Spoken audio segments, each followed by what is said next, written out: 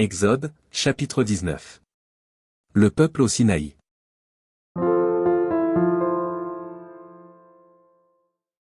Le troisième mois après leur sortie du pays d'Égypte, les enfants d'Israël arrivèrent ce jour-là au désert de Sinaï.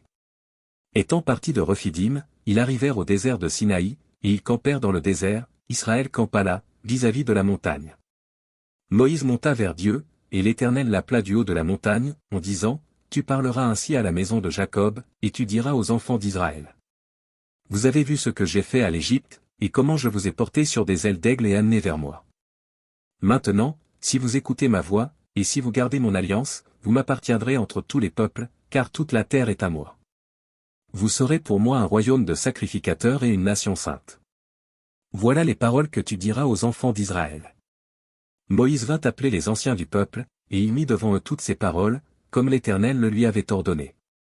Le peuple tout entier répondit, « Nous ferons tout ce que l'Éternel a dit. » Moïse rapporta les paroles du peuple à l'Éternel. Et l'Éternel dit à Moïse, « Voici, je viendrai vers toi dans une épaisse nuée, afin que le peuple entende quand je te parlerai, et qu'il ait toujours confiance en toi. » Moïse rapporta les paroles du peuple à l'Éternel.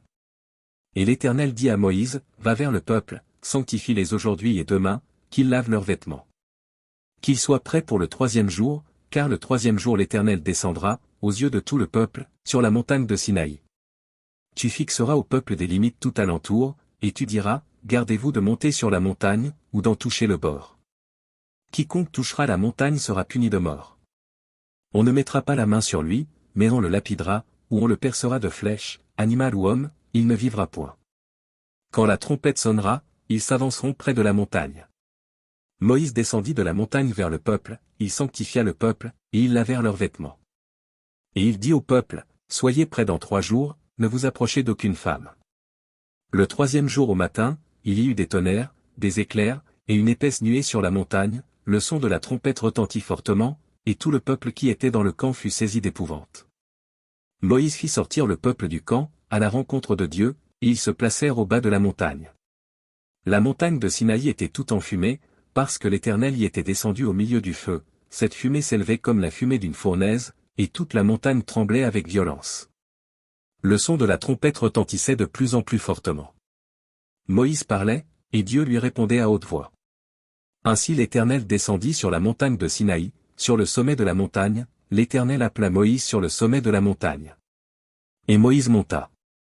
L'Éternel dit à Moïse, « Descends, fais au peuple la défense expresse de se précipiter vers l'Éternel, pour regarder, de peur qu'un grand nombre d'entre eux ne périssent.